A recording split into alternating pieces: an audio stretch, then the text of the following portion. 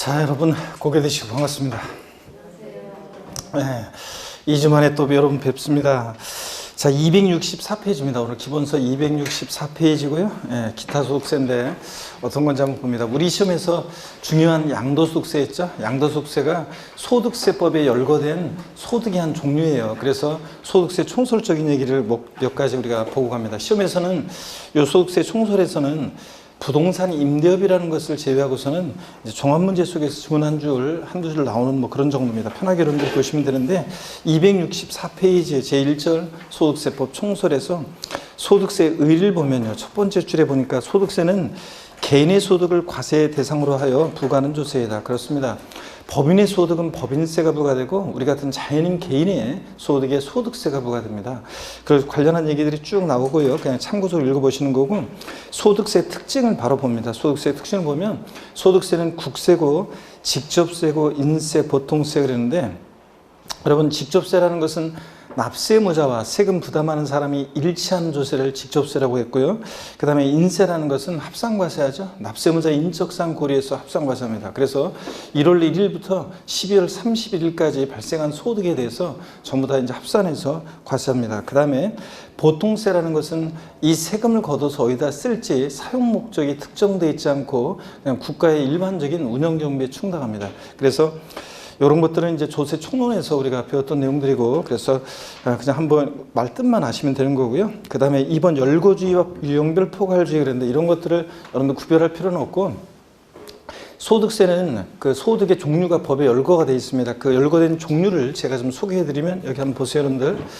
우리 소득세법에는 8가지 소득이 열거가 되어 있어요. 그래서 소득세법에 8가지가 있는데 어떤 것들이 열거되어 있냐면 먼저 종합소득이요. 우리가 종합소득에 대한 소득세를 종합소득세 이렇게 얘기하고 여기서 6가지가 있습니다. 그 다음에 직장을 다니다가 퇴직해서 발생하는 퇴직소득, 그 다음에 부동산 등을 우리가 개인이 양도해서 발생하는 양도소득 이렇게 해가지고 우리가 8가지 소득이 소득세법에 열거가 되어 있습니다. 종합소득에 6가지가 있다고 했는데 어떤 것들이 열거되어 있냐면요. 먼저 이자소득이요. 이자소득.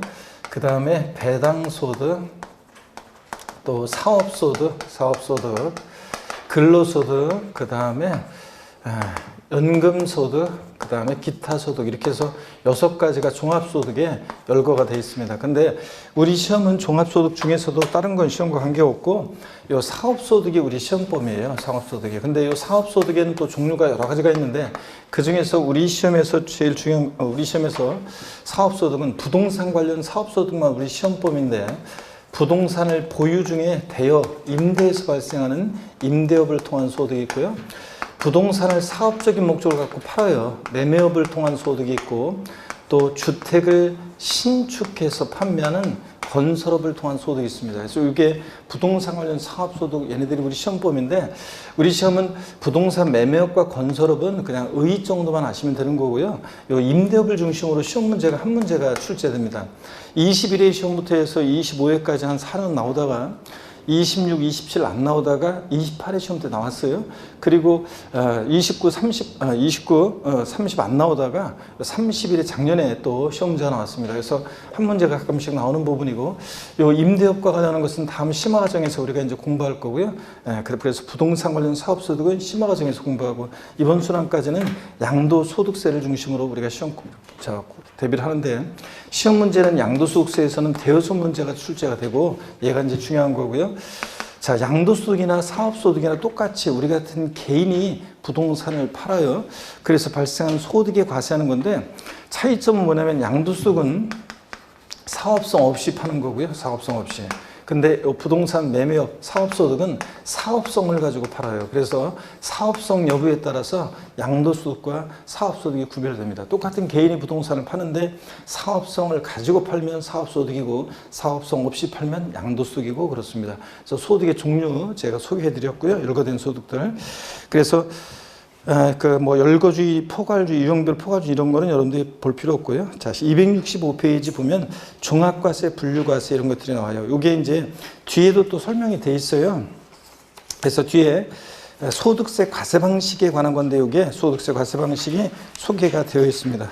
자, 그래서 소득세 과세 방식이 어떤 건지 좀 말씀을 드리겠습니다, 여러분. 자, 뒤에 나오는 건데 여기 한번 보세요. 그냥 편하게 저를 한번 보시면 됩니다. 책이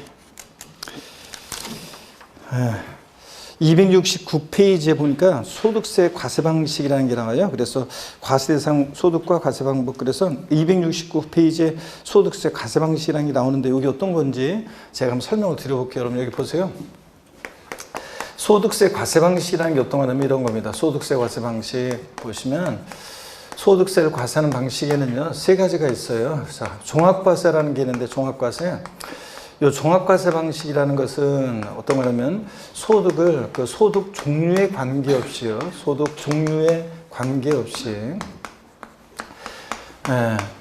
일정한 기간을 단위로 해서요. 일정 기간을 단위로 해서 과세하는데 일단 1월 1일부터 12월 30일까지 일정 기간을 단위로, 그래서 1월 1일부터 12월 31일까지 이 기간을 단위로 해서 전부 다요. 요 합산해서 과세하는 방식, 요게 이제 종합과세 방식이에요. 그래서 여러분 여기 종합소득에 해당되는 소득들 있잖아요. 이자, 배당, 사업권료연금, 기타 소득세, 얘네들을 전부 다 이제 합산해서 과세하는데, 여러분이 부동산 직장 다니면서 근로소득이 발생해요. 부동산 임대업을 해가지고 여러분들이 요 사업소득이 발생해요. 그러면 1월 1일부터 12월 31일까지 발생하는 이 소득을 전부 다 어떻게 하냐? 합산해서 과세합니다. 이게 종합과세 방식이에요. 여러분들이 뭐 예를 들어서 뭐 이자소득 발생한 것도 있다. 근데 이따 말씀드리겠지만 그 이자소득이 좀 많아야 돼요. 일정 금액 이상이어야 되는데, 어떻든 간에 여러분들이 발생한 1월 1일부터 12월 30일까지 발생한 이 종합소득에 해당되는 소득들을 전부 다 합산해서 과세하는 방식, 이게 종합과세 방식이고 소득세 과세 방식의 기본적인 모습입니다. 그 다음에 분리과세 방식이라는 게 있어요. 이건 어떤 거냐면 종합소득 중에서요. 종합소득 중에서 일부, 예를 들어서 일정 금액 이하의 금융소득 같은 거 있죠. 일정 금액 이하의 금융소득 같은 거, 이런 것들. 예를 들어서 여러분들 은행에다가 한 1억 예금해 놨어요. 그럼 이자가 뭐 요즘 거의 없죠. 근데 예를 들어서 뭐 이자가 만약에 100만 원이 발생했다. 자, 그러면 그 이자 소득을 여러분한테 은행에서 지급하면서 세금을 애초에 떼고 줘요. 원천징수라고 하죠. 세금을 떼고 줍니다. 그러면 여러분이 받은 그 이자 소득 100만 원은 여러분의 다른 근로소득이나 사업소득과 합산한다 하지 않고 그대로 종결되는 과세 방식을 말합니다. 또 일용직 근로자의 근로소득이요. 속칭 건설 현장에 하루 일하러 갔어요. 그래서 일하고서 일당을 받습니다. 일용직 근로자의 근로소득 같은 이런 것들은 소득을 지급하는 곳에서 일당 주면서 애초에 세금을 떼고 줘요. 원천징수하고. 그러면 제가 받은 그 일용직 근로자의 근로소득은 다른 저의 소득과 합산한다 하지 않고 종결되는 과세 방식, 이런 걸 말합니다. 또 분리과세는 이런 것들이 있어요. 2천만 원 이하의 주택임대소득 같은 것도요. 주택임대소득이 있는데 2천만 원 이하의 주택임대소득이요. 만약에 주택 여러분들이 임대해서 소득 발생했는데 임대소득이 2천만 원을 초과하면 여기 종합소득에 해당되는 다른 소득과 합산해서 종합과세예요. 근데 2천만 원을 초과하면, 근데 2천만 원 이하다 그러면 14% 세율로, 나중에 이제 우리가 배울 건데 14% 세율로 세금을 계산해서 세무서에 신고 납부해요. 그러면 여러분의 그 2천만 원 이하의 주택임대소득은 다른 여러분의 소득과 합산하지 않고 그대로 종결되는 과세 방식을 합니다. 그래서 분리과세 방식, 이것은 소득을 지급할 때 소득 지급하면서 원천징수함으로 이제 종결하는 과세 방식인데 다른 소득과 합산하지 않고요. 분리해서. 자, 근데 분류과세 방식이라는 게 있어요. 그래서 이건 말뜻만 대충 이해하시면 되고, 중요한 것은 분류과세 방식이에요. 이것은 다른 소득과 합산하지 않고요. 다른 소득과 합산하지 않고 별도로 구분해서 과세하는 방식인데, 어떤 거냐면 양도소득과 퇴직소득이 분류과세 방식을 채택하고 있어요. 그래서 퇴직소득, 그 다음에 양도소득이요. 우리 시험에서 제일 중요한 양도소득이 어떤 과세 방식을 채택하고 있다? 분류과세. 그래서 이걸 잘 알고 계시면 돼요. 그래서 양도소득은 분류과세 방식을 채택하고 있기 때문에 다른 소득과 합산하지 않고 별도로 구분해서 과세합니다. 여러분이 부동산 팔았어요. 양도소득세 계산할 때 여러분의 근로소득이나 사업소득이 합산해서 양도소득세 계산해요? 아니에요. 양도소득만 따로 별도로 구분해서 과세합니다. 이런 과세 방식을 분류 과세 방식이라고 합니다. 시험에서는 29회 시험 때도 옳은 질문으로 나왔었는데 시험에서 나오면 어떻게 나오느냐. 양도소득에 대한 과세 표준은 종합소득 및 퇴직소득에 대한 과세 표준에 합산하여 과세한다. 포함하여 과세한다. X입니다. 따로 어떻게 한다? 구분하여 과세합니다. 그래서 양도소득에 대한 과세 표준은 종합소득 및 퇴직소득에 대한 과세 표준과 구분하여 과세한다. 이렇게 옳은 지문으로 29회 시험 때 나왔었고요. 자, 이런 식으로 나옵니다. 그래서 요 양도소득에 대한 과세 방식, 요게 이제 중요해요. 그래서 이런 거라는 것만 알고 일단은 여러분들 어디로 가시냐면 거기 269페이지 그러면 이 과세 방법 한번 일단 줄은 긋고 갈까요? 269페이지 과세 방법 종합과세. 현행 소득세법은 이자 배당 사업 근로연금 기타 소득을 1년 단위로 전부 다 통합해서 합산해서 과세하는 방식. 이게 종합과세 방식이고 분류과세 방식만 밑줄이요. 양도소득, 퇴직소득은 종합소득과 합산하지 않고 별도로 어떻게 한다? 분류해서 구분해서 과세한다는 거 밑줄이요. 자, 그럼 다시 앞으로 여러분들 가시면요. 다시 앞으로 가시면 자, 다시 앞으로 가서 보시면 269페이지 3번에 다시 소득세 과세 방식 얘기가 나오죠. 265페이지입니다. 265페이지. 아이고. 269페이지라고 했어요, 제가. 265페이지입니다. 3번에 보니까 종합과세, 분류과세요. 한번 편하게 읽어보면 종합과세란 소득의 종류에 관계없이, 그러니까 저 종합소득에 해당되는 소득들을 소득의 종류에 관계없이 모든 소득을 하나의 과세 표준으로 합산해서 세액 계산하는 방식을 말하는데, 반면 분류과세란 소득의 종류별로 구분해서 별도의 과세표준과 세액을 계산하는 과세 방식을 말한다 그랬는데, 하여튼 요 제가 정리해드린 대로만 기억하시면 돼요. 분류과세는 다른 소득과 합산하지 않고 별도로 어떻게 한다? 구분해서 과세한다. 양도소득이 채택하고 있다. 요것만 아시면 되고요. 그 다음에 양가로 2번 보니까 현행 소득세법에서는 이자, 배당, 사업, 근로연금, 기타 소득에 대해서 종합과세하고 퇴직소득, 양도소득에 대해서는 어떻게 한다? 분류과세한다. 한번 읽어두고요. 그 다음에 개인별로 과세요. 소득세는 원칙적으로 개인을 단위로 과세 단위로 일정 기간 동안 발생된 개인의 소득에 개인별로 과세합니다. 그래서 부부 소득 합산하지 않고 세대 소득 합산하지 않습니다. 원칙으로. 그래서 맞벌이 부부들 소득세 계산할 때 어떻게 해요? 따로따로 계산하잖아요. 소득세는 개인 단위, 개인주의 과세합니다. 그 다음에 개인별로 과세하고 5번 초과 누진세율이라는 것은 과표가 커지면서 세율이 높아지고 하나의 과표 구간을 초과할 때마다 해당되는 그 누진세율을 정하는 건데, 초과 누진세율의 용어는 이미 제가 설명을 드렸고요. 자, 하여튼 소득세는 초과 누진세율을 기본으로 해요. 근데 이따가 나중에 보지만 양도소득세는 비례세율도 적용됩니다. 자, 그래서 초과 누진세율이라는 것은 당연히 소득이 많으면 많을수록 세금 많이 부과해야죠. 소득이 적으면 작게 부과하고, 그래서 과표 커지면서 세율이 높아지는 게 누진세율이고요. 자, 그런 거라는 거 아시면 되고, 신고납부, 양도소득세 같은 소득세는 우리 같은 납세무자가 세금을 계산해서 관할 세무서에 신고하고 납부하는 그런 세금입니다. 그래서 신고납부한다는 것만 아시면 되고 넘어갑니다. 266페이지 보시면 뭐 인적공제 이런 것들은 그냥 읽어보시면 되고요. 주소지 과세. 자, 고조의 소득세 납세지는 주소지를 원칙으로 하면 그런데, 자, 세금, 우리 국세는요, 직각과 볼일보라고 원칙적으로 주소지를 납세지로 합니다. 주소지 관할 세무서. 근데 지방세는 그 지자체로 돈이 가야 되니까 물건 소지해지고, 근데 국세는 주소지를 원칙으로 합니다. 고유자가 뭔지를 모르시는 분들은 이제 배울 건데, 납세 의무자 봅니다.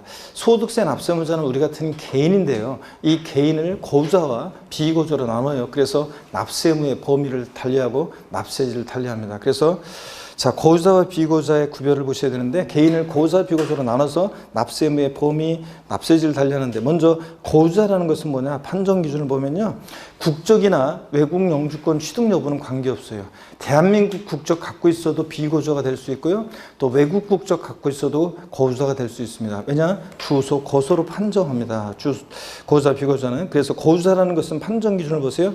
국내, 항상 소득세에서 국내 그러면 우리나라를 얘기합니다. 국내 주소를 두거나, 자, 우리나라 국내에 주소가 있다, 고소합니다. 근데 주소가 없더라도 183일 이상 거소 둔 개인을 우리가 고소라고 합니다. 항상 고소자 그러면 누굴 떠올리시면 되냐면 가수 싸이, 그 다음에 BTS, 종국이, 지민이, 그 다음에 생각이 안 나네요. 6명 분명히 멤버를 외웠었는데 우리 자랑스러운 청년들의 내가 음악은 잘 모르더라도 이름은 그래도 알아야 되는데 진짜. 예? 귀? 이런 귀인가요? 이 귀? 예? 비? 이거? 비? 비패할 때 비? 그러고 이런 이름도 있었어요? 근데 분명히 못 봤는데. 하여튼 뭐 이런 식으로 그래도 훨씬 낫네. 제가 이번 주에 잘 물어보니까 20, 30대인데도 잘 모르는 관심이 없었는지 내가 BTS 멤버 또 누구 그랬더니 모르더라고요. 그러더니 훨씬 낫네요. BTS 멤버도 알고 좋습니다. 자, 어떻든 간에 얘네들은 우리나라 국내 주소를 두고 있죠. 그러니까 거주자입니다. 자, 그러면 가수 싸이도 그렇고 BTS 멤버들도 그렇고 우리나라 국내에서 벌어진 소득뿐만 아니라 해외에서, 국외에서 벌어진 소득도 다 과세하겠죠. 그래서 거기 납세무의 범위를 보면 국내 원천 소득과 국외 원천 소득 모두에 대해서 소득세 납세무를 진다며 줄이고, 그러다 보니까 학자들이 얘기해요. 과세 범위에 제한이 없으니까 무제한 납세무가 있다, 이렇게 얘기합니다. 그 다음에 비거주자 있죠? 비거주자는 거주자가 아닌 자예요. 그러니까 국내 우리나라에 주소가 없거나 183일 이상의 거주 두지 아니한 개인을 말합니다. 그래서 비거주자 그러면 항상 제가 팝가수 마돈나를 얘기하는데, 그죠? 마돈나는 우리나라 국내 주소도 없고 183일 이상의 거소도 없죠? 비거주자입니다. 자, 그럴 때 한 4년 전인가 제가 마돈나 근황 기사를 봤더니, 한 4, 5년 전 됐는데, 그 당시에 제가 마돈나 근황 기사를 보고서 두 번 놀란 것이, 하나는 나이가요, 그 당시 한갑이었고요. 그럼 지금 벌써 거의 한 70 가까이 되겠네. 그 다음에 또 하나 놀란 것은 그 당시에 망사 스타킹 신고 있죠? 여전히 마돈나가 죽지 않았더라고요. 그래서 그걸 보고서 두 번 놀랐습니다. 그 나이인데도 여전히 마돈나예요. 자, 어떻든 간에 마돈나는 우리나라 국내 주소도 없고 183일 이상의 거소도 없으니까 비거주자예요. 자, 그러면 비거주자의 납세무의 범위를 보면 국내 원천 소득에 한해서 소득세 납세무를 진다며 줄자기요. 그래서 과세 범위에 제한이 있기 때문에 학자들이 제한 납세무가 있다, 이렇게 얘기합니다. 그러면 여러분 보세요. 마돈나가 있잖아요. 마돈나가 서울 잠실에서 공연을 했습니다. 그래서 소득이 발생했겠죠. 우리나라 국세청에 소득세 납세무가 있어요, 없어요? 예? 납세무가 있어요, 없어요? 있습니다. 세금은 내고 가야죠, 여러분들. 우리나라 국내에서 발생한 소득에 대해서 납세무가 있습니다. 다만 근데 마돈나가 일본이나 미국에서 벌어진 소득은, 해외에서 벌어진 소득, 우리하고 뭔 관계가 있어요, 여러분? 그죠? 그래서 국내 원천 소득만 납세무가 있다. 자, 그래서 그런 얘기고, 다만 거기 표 아래 단서 얘기는 제가 나중에 심화과정 때 한번 제 국제 펜팔했던, 고등학교 때 펜팔했던 얘기를 하면서 얘기를 해드릴게요. 지금은 그냥 넘어갑니다. 그 다음에 개념 플러스 고자, 비고자, 의제 이런 것들은 참고적으로 보시는 거고, 나중에 슬쩍 얘기할 기회가 있을 것이고요. 넘어갑니다, 지금. 한 번도 시험에 물어본 적은 없고. 그 다음에 법인격 없는 단체 같은 것은요, 뭐냐면 법인격 없는 단체 요것만 기억하세요. 소득세법 규정을 적용해요. 원래 법인의 소득은 법인세잖아요. 근데 법인격 없는 사단이나 재단, 단체는 소득세법 규정을 적용한다. 자, 그것만 알고 가시면 됩니다. 소득세법을 적용한다. 그 다음에 개념 플러스 내용도 됐고요. 어떤 걸 보냐면 과세기간 및 납세지인데 말뜻만 아시면 돼요. 소득세 같은 세금들은 보세요. 소득이 발생할 때마다 소득세를 부과한다, 소득세를 신고하라 그러면 매일 근로소득 발생하고, 저처럼 강의에서 사업소득 발생한 사람들은 매일 소득세 신고하다 판나겠죠. 그러니까 소득세 같은 세금들은 어느 때부터 어느 때까지 소득을 과세할 것이냐, 과세의 기간을 두고 있습니다. 그래서 그 과세기간이 양가로 2번을 보세요. 소득세는 영년주의를 채택하고 있는데, 영년주의란 달력에 따라 1월 1일부터 12월 30일까지를 과세기간으로 채택하는 것을 말한다. 그래서 소득세는 1월 1일부터 12월 31일까지 1년을 과세기간으로 하고 있습니다. 자, 268페이지 소득세 과세기간은요, 납세 의무자가 임의로 설정할 수 없어요. 나는 소득세 과세 기한을 4월 1일부터 3월 31일까지로 할 거다. 안 돼요. 중간에 사업을 개시하거나 폐업하더라도 1월 1일부터 12월 31일까지입니다. 소득세 과세 기한은 딱 정해져 있는데 예외가 없느냐? 있긴 있어요. 거주자가 사망했다 그러면 1월 1일부터 사망한 날까지를 과세 기한으로 하고, 만약에 거주자가 해외로 출국해서 비거주자가 될 때는 1월 1일부터 출국한 날까지를 과세기간으로 하는 예외도 있다더라. 이렇게 한번 편하게 보시고요. 그 다음에 납세지를 봅니다. 거주자일 때 소득세 납세지는 당연히 집값 가운데서 분류하고 주소지 관할 세무서를 납세지를 합니다. 국세는 어디다 내든 어차피 국고로 귀속하니까 집값 가운데서 분류보는 게 낫겠죠. 주소지 관할 세무서고, 주소지가 없다 그러면 거소지입니다. 그래서 원칙 주소지 밑줄, 주소지 없을 때 거소지 밑줄이요. 자, 그 다음에 비고자다 그러면, 비고자는 아까 마돈나요. 국내 주소 없거나 183 이상 거소 두지 아니한 개인이잖아요. 그러니까 비고자 납세지는 주소 거소지로 갈 수 없으니까 밑줄입니다. 국내 사업장 소재지 밑줄이에요. 국내 사업장이 둘 이상이면 주된 국내 사업장 소재지고, 그 다음에 동그라미 2번 국내 사업장이 없다 그러면 국내 원천 소득이 발생한 장소를 납세지로 합니다, 여러분들.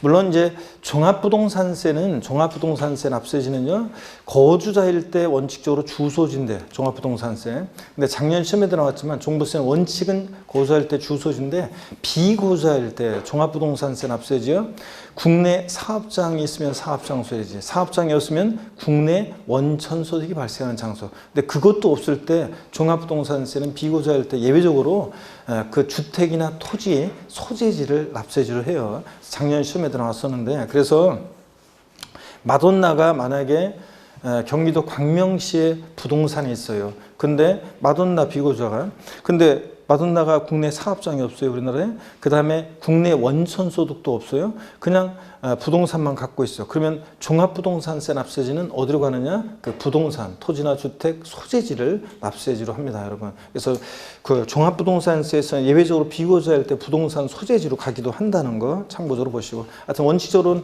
비거주자일 때 국내 사업장이 있으면 사업장 소재지, 사업장이 없으면 국내 원천 소득이 발생한 장소를 납세지로 한다. 밑줄이고, 그 다음에 과세상 소득과 과세 방법은 제가 아까 소개해 드렸습니다. 8가지 소득으로 구분하고 있는데 8가지 소득 소개해 드렸고, 그 다음에 뭐 유형별 포괄주의 이런 말은 여러분들 기억할 필요 없어요. 이거 학자들이 쓰는 표현이고 시험에 안 나와요. 그러면 소득세 8가지 소득 열거되어 있고, 제가 269페이지 그 과세 방법 말씀을 드렸습니다. 그래서 우리는 뭐만 기억하면 되냐면 양도소득에 대한 과세 방식. 어떤 거요? 분류 과세 방식. 그래서 양도소득은 종합소득, 퇴직소득에 대한 과세 표준과 합산해서 계산해요? 아니면 별도로 구분해서 계산해요? 별도로 구분해서 과세한다.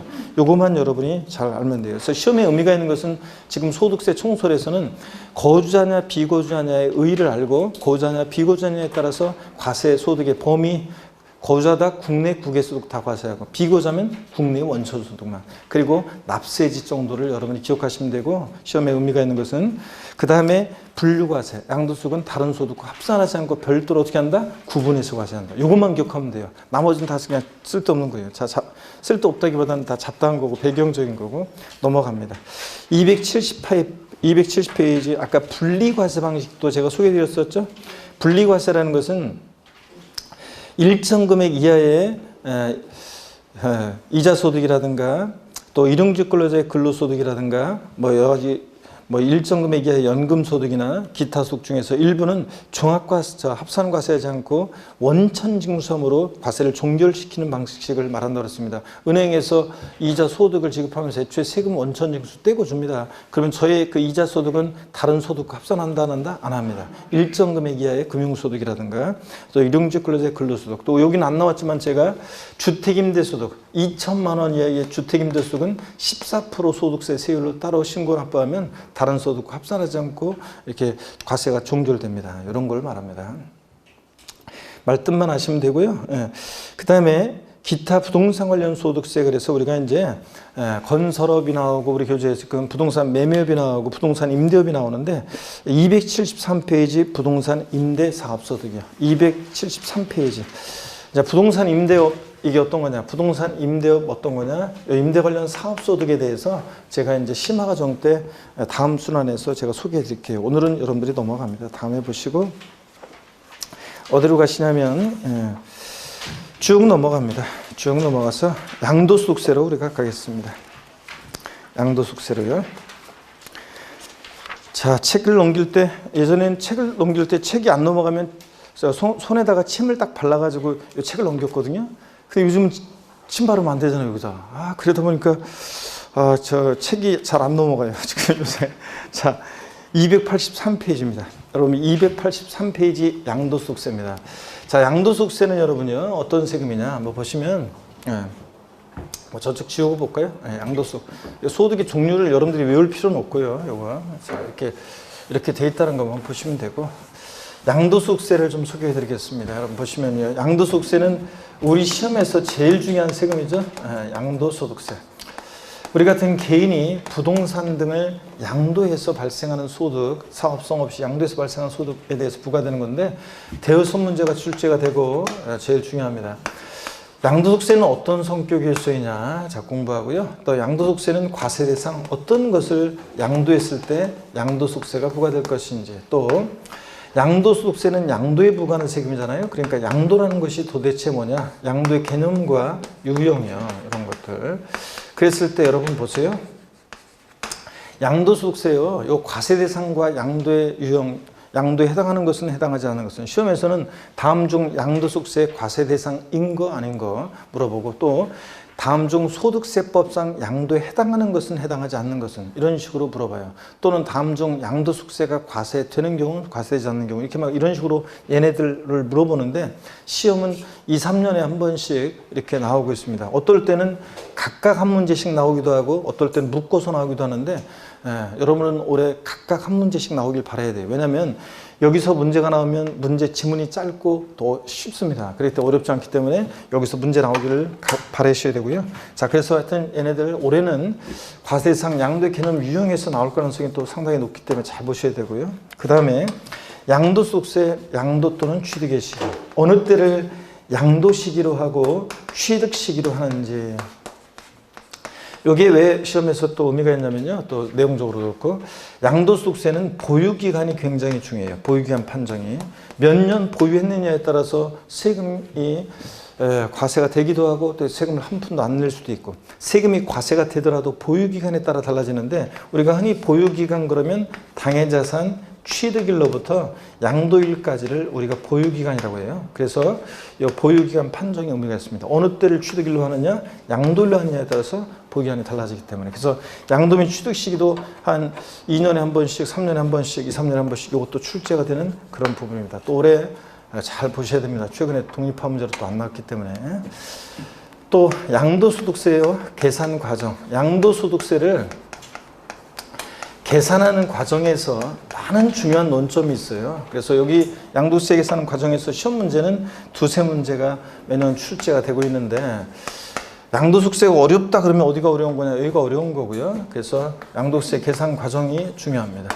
뭐 이런 부분들은 우리가 이제 평균적으로 이제 보통 공부하면 우리가 이제 무난하게 맞출 수 있는 그런 내용들이 출제가 됩니다. 양도세가 어렵다 그러면 여기서 이제 어려운 거고요. 계산 과정에 많은 중요한 논점들이 있고, 세금을 계산했어요. 그럼 내야 되겠죠. 납세지를 어디로 하고, 또 납세 절차. 양도소득세는 예정신고 납부라는 것과 확정신고 납부라는 게 있어요. 그래서 납세 절차가 또 역시 또 중요합니다. 그래서 시험에 매년 나오는 부분이고요. 그 다음에 양도소득세 어떤 경우에 비과세 되느냐. 이 비과세 양도소득도 시험에 거의 매년 나오고 있습니다. 제가 이 비과세는 일단 중요하지만 매년 나오는 건 아니고 거의 매년 자주 나오는데, 이번 과정에서는 보지 않고 심화 과정에서 우리가 보도록 하겠습니다. 비과세. 이런 것들을 테마로 출제가 돼요.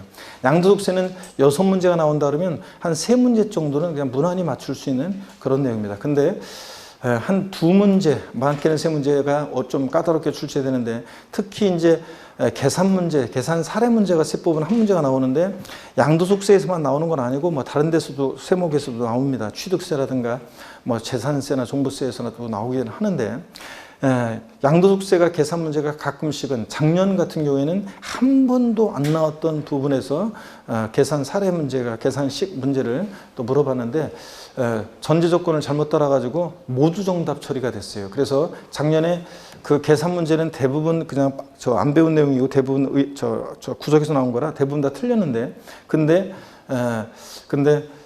그래서 막 찍었는데 한 문제 부족했던 분들, 그러니까 한 문제 부족했던 분들 모두 정답 처리되는 바람에 그거 일단 또 맞았고, 또 그 다음에 그 한 문제 때문에 만점자도 또 작년에 또 막 늘어나고 그랬습니다. 어떻든 간에 세법 그 한 문제가 그랬었고요. 계산 문제가. 그 다음에 30회 시험에서도 또 양도세 사례 문제가 굉장히 또 깊은 내용을 물어봤고, 또 그 다음에 시작 어려웠습니다. 그 다음에 28회 시험 때 또 계산 사례 문제가 또 시간 내 문제 풀기 어려운 그런 문제가 출제됐습니다. 그래서 한 문제가 이렇게 가끔씩 양도세에서는 어렵게 출제되는데 그런 거는 뭐 그냥 찍으면 돼요. 어차피 그냥. 그래서 시간 낭비할 것 없이. 그래서 딱 봤는데 시간이 많이 걸릴 것 같은 것은 맨 마지막에 풀어야 되고, 다른 거 다 풀어놓은 다음에. 그래서 어떻든 간에 그렇습니다. 양도소득세 근데 한 뭐 3문제, 4문제 정도는 공부하시면 무난히 맞출 수 있습니다. 자, 이렇게 해서 얘네들 대상으로 출제가 되고 그렇습니다. 자, 여러분 어쨌든 간에 비과세는 심화 과정에서 자세히 제가 알려드릴게요, 여러분들.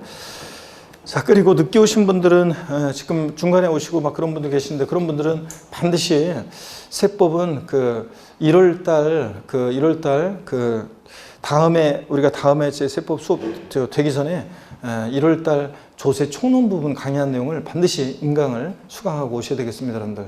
그래서 그걸 안 듣고 오면은 용어를 몰라가지고 계속 또 힘들어져요. 꼭 듣고 여러분들이 오시길 당부드립니다.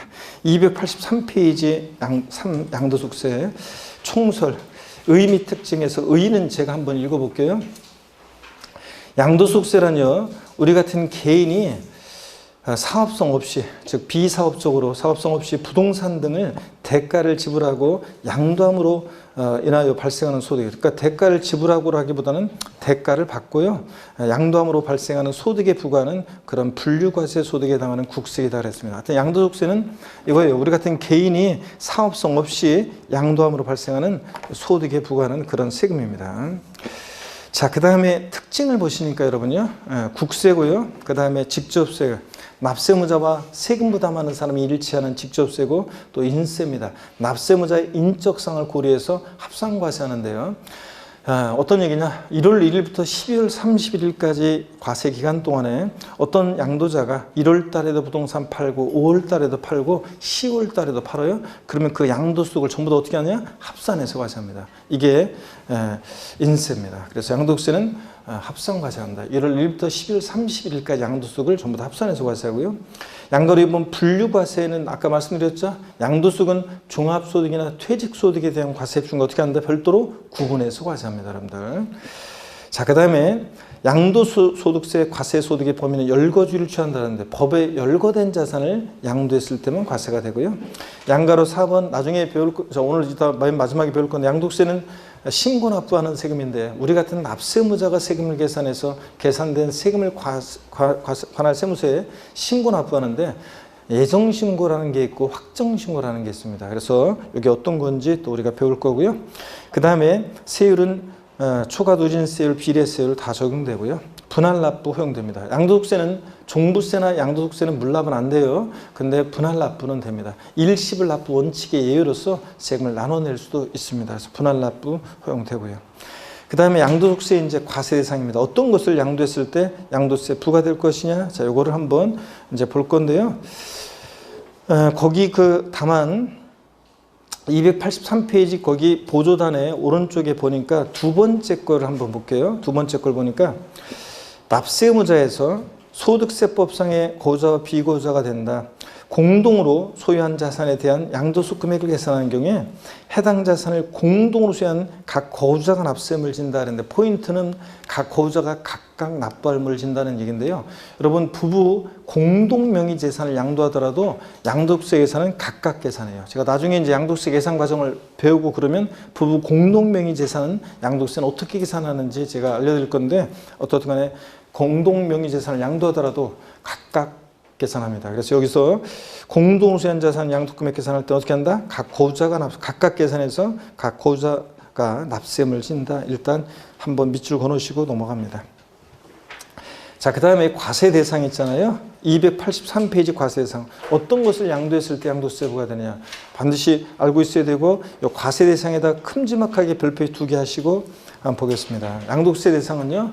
먼저 자, 부동산, 토지, 건물인데요. 난가로 1번에 보니까 토지요. 당연히 양도세 대상입니다. 그래서 토지란 읽어보니까 공간정보의 구침에 관련한 법률에 따라 지적공부에 등록할 지목에 해당하는 것을 말한다. 그래서 토지 뭐 당연히 대상입니다. 넘어갑니다. 284페이지 건물도 당연히 양도세 대상인데요. 난가로 2번 건물이란 토지에 정착하는 공작물 중 지붕과 벽 또는 기는 것을 말하는데 여기에는 자 여기 밑줄이요. 건물에 부속된 시설물과 구축물을 포함한다 밑줄이요. 여러분 우리가 지방세에서는 있잖아요. 지방세에서는 우리가 건축물 이렇게 얘기해요. 지방세에서는 건축물 얘기합니다. 지방세에서는 토지 건축물 이렇게 얘기하는데 왜 양도세에서는 건물이라고 하냐면요. 사실 이런 중요한 건 아니지만 그 뉘앙스 차이가 있어요. 뭐냐면 우리가 건축물 그러면 건물뿐만 아니라 건물 이외 시설물을 포함합니다. 그래서 건축물에는 건물과 독립한 시설물도 포함을 하는데 양도소득세에서는 건물은 대상인데요. 시설물은요. 건물에 부속된 시설물이나 구축물은 포함해요. 시설물이나 구축물. 건물이 이전될 때 함께 수반해서 이전되어지는 건물에 부속된 시설물이나 구축물은 이것은 대상이 돼요. 근데 건물과 독립된 시설물이나 구축물은 이것은 대상이 아니에요. 그래서 양도소득세에서는 건축물이라고 하지 않고 뭐라고 한다? 건물 이렇게 얘기합니다. 이런 뉘앙스 차이가 있어요. 그래서 하여튼 양도소득세 대상은 건물. 자, 건물에는 건물에 부속된 시설물이나 구축물을 포함해서 건물이 대상이다. 이렇게 보시면 되고요. 그 다음에 양가로 3번이요. 살짝 체크합니다. 자, 실질과세 원칙이 적용되기 때문에 등기, 등록, 허가 등과 무관하게 과세가 됩니다. 그래서 공부상 등재되지 않은 토지도 대상이 되고요. 무허가 건물도 대상이 됩니다. 그래서 무허가 건물도 대상이 되고 이렇게 해서 살짝 체크합니다. 실질과세 원칙상 당연한 거예요. 그래서 등기, 우리 시험에 관계된 주요 부동산 세금들은 실질주의, 사실주의 과세하기 때문에 등기, 등록, 허가 등과 무관하게 과세하죠. 그 얘기고. 그 다음에 두 번째, 토지 건물뿐만 아니라 부동산에 관한 일정한 권리도 양도세상이 되는데요. 부동산에 관한 권리. 자, 부동산 관련한 일정한 권리도 대상인데 그 부동산에 관한 권리에는 자, 부동산을 이용할 수 있는 권리와 부동산을 취득할 수 있는 권리 두 가지가 있습니다. 먼저 거기 지상권, 전세권, 등기된 부동산 임차권과 부동산을 취득할 수 있는 권리도 대상이 되는데요. 먼저 개념 플러스 거기 보시면 제가 지상권, 전세권, 등기된 부동산 임차권은 간단하게 따로 한번 정리를 해드리겠습니다. 여러분 여기 보실래요? 부동산에 관한 권리 중에서 부동산을 취득할 수 있는 부동산에 관한 권리 중에서 부동산을 이용할 수 있는 권리를 한번 정리해 드릴게요. 먼저 양도소득세 지금 과세 대상은 양도소득세 과세 대상은 토지, 그 다음에 건물 당연히 대상입니다. 그 다음에 부동산에 관한 권리가 대상이 되는데 부동산에 관한 권리에는요. 부동산을 이용할 수 있는 권리로서 어떤 게 있냐면 보세요. 지상권, 그 다음에 전세권, 그 다음에 등기된 부동산 임차권. 얘네들이 부동산을 이용할 수 있는 권리로서 부동산에 관한 권리죠. 양도소득세 대상이 됩니다. 자, 그런데 여기 보세요, 여러분들. 지상권과 전세권은 있잖아요. 예, 지상권과 전세권은 등기와 무관하게 대상이 돼요. 그래서 얘네들은 등기와 무관하게 대상이 됩니다. 등기와 무관하게 과세 대상이 됩니다. 등기와 무관하게 대상이 돼요. 그래서 미등기 전세권 대상이 된다는 얘기입니까? 미등기 지상권 대상이 된다는 얘기예요? 네. 등기되지 않은 미등기 지상권과 전세권도 대상이 돼요. 등기와 무관하게. 그리고 얘네들을 여러분들이 민법에서 배워요. 용익물권이라고 합니다. 용, 수, 이익에 대한 물권. 그래서 용익물권이라고 하는데 용익물권에는 여러분 지역권도 있잖아요. 근데 지역권은 양도소득세 대상이 아닙니다. 시험에 2번 나왔습니다. 2번. 그래서 지역권은 아니에요. 지상권, 전세권은 등기와 무관하게 대상이 되는데 자, 용익물권 중에서 지역권은 대상이다 아니다? 아니라는 거. 그 다음에 부동산 임차권은요. 반드시 등기된 부동산 임차권만 대상이지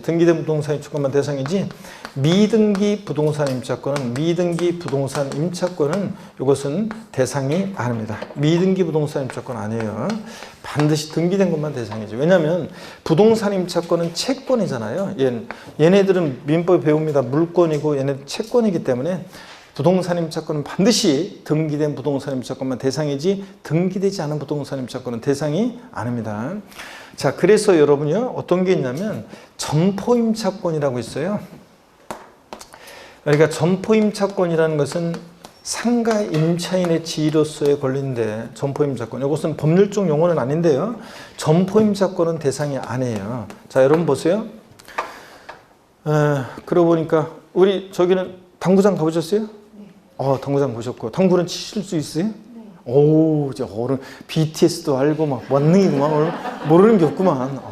자, 제가 그 전에도 그렇고 요번 주에도 그런 사람이 수강생이 있었는데 제가 당구장 가봤어요? 그랬더니 말을 하려고 말라고 뭐 가봤는지 안 가봤는지 말을 막 망설이면서 말을 그러더라고요. 가봤어요? 안 가봤어요? 그랬더니 이번 주도 그런 사람이 있었는데 지난번에 예전에 어떤 수강생이 있었어요. 주부 수강생이 한 번은 가봤는데요. 그러길래 결혼해봤어요? 안 해봤어요? 한 번은 가봤는데 이거 똑같은 거지. 한 번을 가봤든 두 번을 가봤든 가본 거죠. 당구장 가보면 당구다이, 당구공, 당구큐대, 커피 자판기, 컴퓨터 이런 것들이 있어요.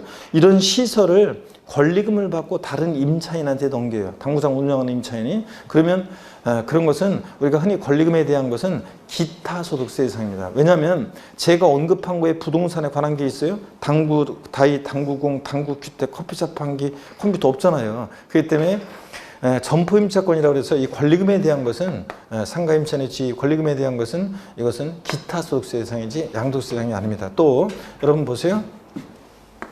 어업권, 광업권, 양식업권, 저작권, 출판권, 특허권 등 일체 무체재산권 있죠? 일체 무체재산권은 이것은 양도세 대상이 아닙니다. 그래서 저작권, 출판권, 특허권, 어업권, 광업권, 양식업권 등 일체 무체재산권은 대상이 아닙니다, 여러분들. 이렇게 해서 여러분들이 부동산에 관한 권 중에서 부동산 이용에 관한 권리로서 지상권, 전세권은 등기와 무관하게 대상이 되고 지역권 아니고 부동산 임차권은 반드시 등기된 것만 대상이지 미등기 부동산 임차권, 등기되지 않은 부동산 임차권 대상이 아니고 또 이렇게 어업권, 광업권, 저작권, 출판권 등 이런 것들 대상 아니라는 거. 그래서 대상인 것과 아닌 거 이걸 꼭 여러분들이 알아두셔야 되겠습니다.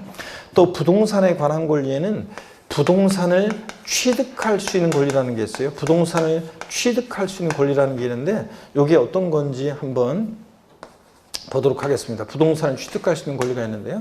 자, 교재를 보시면 여러분 일단 284페이지 개념 플러스 부동산에 관한 권리에서요. 지상권이요. 의의는 여러분이 민법에서 배우는 거고 동그라미 2번만 바로 봅니다. 개념 플러스 부동산에 관한 권리에서 이용에 관한 권리에서 지상권 동그라미 2번이요. 밑줄입니다. 소득세법은 실질과 현칙에 의하여 등기 여부에 관계없이 실질에 의해서 과세한다. 자, 그러니까 미등기 지상권 대상이 된다 안 된다? 된다고 그랬습니다. 전세권이요. 자, 동그라미 2번 바로 봅니다. 밑줄이요. 실질과 현칙에 의하여 등기 여부에 관계없이 실질에 의해서 과세한다. 그러니까 미등기 전세권 대상이 된다고 그랬습니다. 자, 그리고 부동산 임차권이요. 동그라미 2번을 봅니다. 지상권, 전세권과는 달리 부동산 임차권은 채권이므로 밑줄이요. 소득세법에서는 등기된 부동산 임차권에 한해서 과세한다 밑줄. 그래서 등기되지 않은 부동산 임차권은 대상이 아닙니다. 기타 소득세 대상이고요. 그 다음에 부동산을 취득할 수 있는 권리가 있어요. 자, 어떤 건지 봅니다. 부동산의 취득 시기가 도래하기 전에 해당 부동산을 취득할 수 있는 다음의 권리를 말하는데 동그라미 1번 밑줄입니다. 건물이 완성되는 때 그 건물과 이에 부수되는 토지를 취득할 수 있는 권리. 시험에서는 이렇게 나오기도 하고 아니면 그 예가 나오기도 해요. 아파트 당첨권이라든가 분양권이나 조합원 입주권이요. 다 밑줄입니다. 예까지. 그래서 시험에서는 그 예가 나오기도 하고 아니면 또 이렇게 건물이 완성되는데 건물과 이에 딸린 토지를 취득하시는 걸 이렇게 나오기도 합니다. 여러분 아파트 분양권 갖고 있다가 본계약 체결해서 아파트 완공되면 결국 그 부동산 건물과 그에 딸린 토지를 취득할 수 있게 되잖아요. 그래서 이런 것들이 부동산을 취득할 수 있는 권리로서 대상입니다. 285페이지요. 동그라미 2번입니다. 자, 발행기간은 중요하잖아요. 지자체나 한국토지주택공사 발행하는 토지상환채권, 주택상환채권 또는 주택상환사채라고도 하는데 이런 것들 대상이 됩니다. 이 상환이란 말 들어있는 채권은 나중에 토지를 주택으로 바꿔주니까 부동산을 취득할 수 있는 권리가 됩니다. 상환이란 말 들어있잖아요. 토지상환채권, 주택상환채권 이 밑줄인데 또 주택상환 또는 사채 이렇게 얘기하는데 이 밑줄이요. 얘들은 나중에 상환이 동그라미 상환이란 말 들어있으면 채권은 나중에 토지를 주택으로 바꿔주니까 부동산을 취득할 수 있는 권리입니다. 동그라미 3번이요. 부동산 매매 계약을 체결한 자가 계약금만 지급한 상태에서 양도하는 권리 빗줄이요. 자, 요거는 어떤 거냐면 어떤 주부 선생님이 물어봤어요. 시동생 명의로요. 아파트 분양 계약 체결했는데요. 계약금을 치렀어요. 자, 그런데 계약금을 치를 때 시동생명의 계약금을 치렀는데요. 잔금 치르기 전이에요. 근데 애들 아빠 명의를 좀 바꾸려고 그래요. 자, 어떤 세금이 문제될 수 있나요? 그런데 갑은요. 부동산을 취득할 수 있는 권리를 양도했다고 봅니다. 그래서 양도세가 과세 문제가 발생할 수 있는데 무슨 얘기냐면 자, 부동산 매매 계약을 체결한 자가 여러분 계약금을 지급한 상태. 자, 계약금을 우리가 부동산 매매 계약에서 여러분 계약금을 왜 지급해요?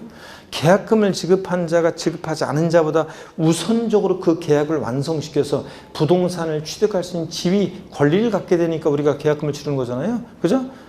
계약금을 지급한다는 것은 부동산 매매 계약에서 자, 그 거래를 완성시켜서 결국 그 부동산을 취득할 수 있는 지위, 권리 그거예요. 그 부동산을 취득할 수 있는 지위, 권리를 갖고 있다고 팔았다고 봐서 양도세 부과될 수 있는데 참고적으로 이때까지 만약에 취득가격은 이때까지 계약금, 중도금 들어간 게 있으면 이것을 취득가격으로 하고요.